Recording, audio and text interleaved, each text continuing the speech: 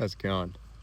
So this is going to be episode 1 of what I'm calling 1 Mile Ghost Stories. uh, I don't know if I've really seen anyone do this, so I'm hoping I'm one of the first.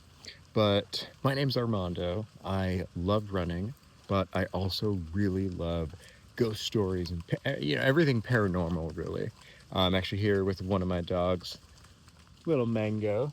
Hi, girly. She's doing some sniffs. It's a rainy day out here in Vermont. But anyways, I love ghosts and I love running and I love YouTube. So I've always, been thinking about this page, trying to see how I can share short ghost stories, short paranormal stories, but also incorporate fitness and stuff that I love, obviously. Um it seems I probably won't be able to really film videos while actually jogging or running. So these might turn into more like 1 mile walks and telling stories that I've researched and whatnot. But yeah, so I guess a little bit about myself. I grew up in Washington State, town of Bellingham, Washington, and went to school out in Boston. That's where I met my wife Maisie. But yeah, recently moved up to Vermont, and we're loving it. And again, two of my favorite things, two of my hobbies really are, listening, watching, ghost stories, paranormal content, stuff like that. And then running. I've done 3 marathons, training for another one later on this year. And yeah, I guess we'll get right into it. So I think what I do want to do for a lot of these is, really research cool ghost stories, whether they're from Vermont, New England, across the US or obviously around the world. But I think for these first couple, I'm actually just going to tell my own personal paranormal experiences, ghost experiences, whatever you want to call them. I'd say I've had definitely 3 to 4 for sure. Um, but the one that I want to start out with is this one that happened, I want to say, yeah, back in 2019. So I was about, yeah, 22, 23 years old. I was in 2019 in New Hampshire. And if you don't know this hotel, definitely, research it. I'll put some links just to read about it and whatnot. But this was at, I would say, easily one of the most haunted hotels in all of New England. It's the Omni Mount Washington Hotel. And this one, I think it was constructed, I want to say back in about 1910, 1915, around there. So it's just over 100 years old now. And the Omni Mount Washington sits right in the, smack dab in the middle of the White Mountains in New Hampshire. White Mountains, if you're not familiar, it's got some of the most violent, just erratic weather in the world. 1 second it could be, super sunny. A couple minutes later it could be, downpour thunderstorms. But again, this was in 2019. I was there with my wife. And yeah, it was just a normal weekend. I think we stayed for 2 nights total.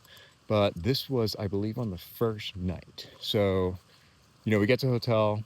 I think we get a glass of wine or two. We're sitting on the wraparound porch, really beautiful, overlooking the mountains. And there's this huge, huge rainstorm that happens. There was a lightning strike that started a fire in the mountains about 5 miles in the distance.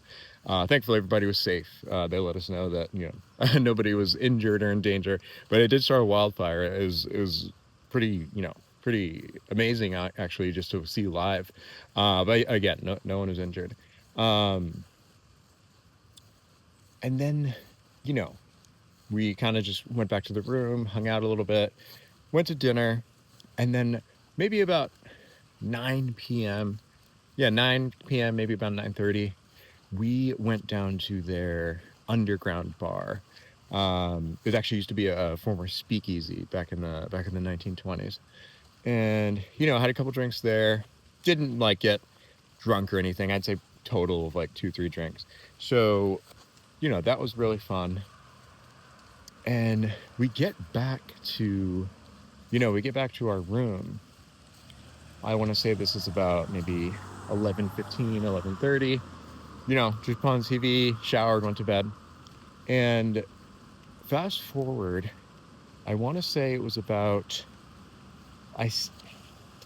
fast forward to probably 2:30, maybe 2:45 in the morning, around there. Definitely before 3, but yeah, again, like 2:30, 2:45, around there. I try to wake up to go to the bathroom, and I immediately notice that I'm experiencing sleep paralysis. And I get sleep paralysis all the time. I mean, not all the time, but I do get sleep paralysis at least, 4 or 5 times a year, if I were to count. And I was trying to get out of bed to go pee, and I just couldn't move, obviously. But next thing I know, I turn over to my wife, Maisie, and I'm like, "Hey, like, can you move as well?" And, she didn't respond. She's a deep sleeper. And then I try to get up, and there, maybe about 6 feet in front of me, is this, I don't even know how to describe it, but it's this very kind of old, grayish, really, really haggard looking woman. And she's wearing very tattered white clothing. And she's reaching out towards me, oh, there you go, come on. Kind of doing this, like reaching out towards me like that. I didn't feel like super like scared or anything like that, but it definitely was a little frightening. Reaching out towards me, and she's getting a bit closer. Everything's like in black and white and all like that. Oh my gosh, it's raining a bunch right now. Gotta get back home. She's reaching out towards me, and I'm like, at this point, like yelling, "Maisie, do you hear me? Do you hear me?" And again, I was a little scared, but I wasn't like terribly like frightened, because I knew it was sleep paralysis, but I'd never had it so vivid where I could clearly see someone, whether it's, whatever you want to call it, an entity, a ghost, an orb, whatever. I could tell exactly what this woman looks like. Um, and I finally shook myself awake.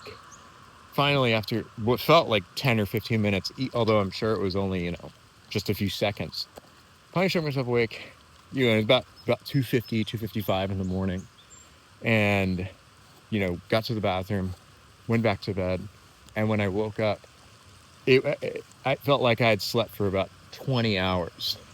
And I do want to kind of get back into the history of the Omni Hotel, but I'll probably do that in the next video. All right.